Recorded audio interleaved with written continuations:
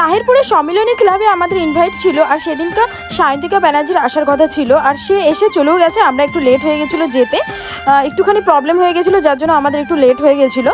তো আমরা সবাই মিলে চলে গিয়েছিলাম, আমি আমার বান্ধবী। তো তাহিরপুরের সম্মিলনী ক্লাবে করা হয়েছিল দীঘার যে জগন্নাথ মন্দিরটা আছে সেটা পুরোটাই তুলে ধরেছিল। আগেরবার যেমন দেখেছিলাম তার থেকে এটা একদম হুবহু জগন্নাথ মন্দিরের মতো দীঘাতে যেরকম রয়েছে সেটাই করেছে। তারপরে দেখো আমাদের যে একটা সম্মান জানানোর ব্যাপারটা ছিল সেটা জানিয়েছে, আর তারা বলছিল যে আমাদের ভিডিও দেখে, আমাদের ভিডিও খুব ভালো লাগে।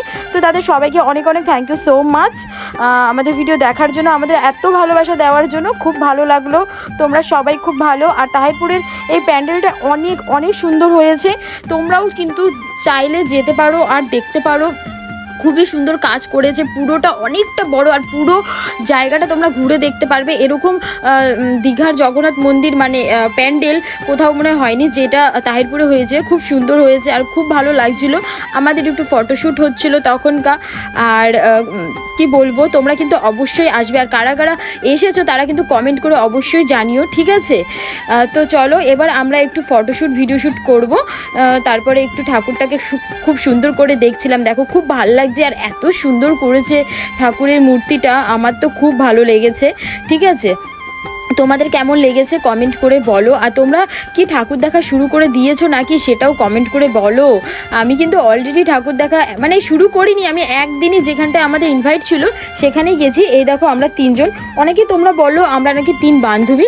তো আমরা 3 বান্ধবী না, একজন আমার বান্ধবী, একজন আমার বোন। তো কে আমার বান্ধবী কে আমার বোন সেটা তোমরাই কমেন্ট করে বলো, দেখি কে ঠিক বলে, ঠিক আছে? তারপর দেখো আমরা একটা স্লো মোশন ভিডিও শ্যুট করছিলাম, তারপর আমিও একটা ভিডিও শ্যুট শুরু করে দিয়েছি। দেখো প্রথমে সিনটা নিতেই ভুলে গেছে আমার বোন। তারপর আমরা কে কে এসেছি দেখো, আমি আর সৌমেন। দেখো দুটো গাছ আমাদের, হ্যাঁ এই জিনিসটা বেশ ভালো লাগলো, ওখানটায় আমাদেরকে দুটো গাছ দিয়েছে দুজনকে, যে গাছটা আমরা বাড়িতে আর কি রাখতে পারবো। আর দেখো সৌমেন ওটা নিয়ে হাঁটছে, আর এত সুন্দর লাগছে এই জায়গাটা, মানে কি বলবো, তোমরা কিন্তু চলে এসো ঝটপট করে গাইজ। আর আমার এই লুকটা কেমন লাগছে আমি তো প্রথমে ভেবেছিলাম, তারপর দেখো আমার বোন কিভাবে পাগলের মতো নাচা শুরু করে দিয়েছে। যাই হোক, আমি তো প্রথমে ভেবেছিলাম যে আমি শাড়ি পরবো, বাট আমি শাড়ি পরিনি, আমি ওই ড্রেসটা পরেছি। ড্রেসটা আমাকে কেমন লাগছে সেটা কমেন্ট করে বলো। তারপরে আমি ভাবলাম শাড়ি না পরে ড্রেসটা পরে ভালোই করেছি, আর আমাকে খুব সুন্দর লাগছিল, আমি নিজেই নিজের প্রশংসা করে দিচ্ছি। তারপর হঠাৎ প্ল্যানে আমরা সরাইখানা চলে গেছিলাম রুটি আর তরকা খেতে। রুটি আর তরকা কিন্তু রানাঘাটের লোকালে আমরা পেয়ে যেতাম কোনো না কোনো ধাবাতে, বাট কি জানি কি মনে হলো লং ড্রাইভ যেতে ইচ্ছা করলো, তো চলে গিয়েছিলাম। ভিডিওটা কেমন লাগলো বন্ধুরা? ভালো লাগলে লাইক শেয়ার কমেন্ট আর সাবস্ক্রাইব করে দিও। টাটা।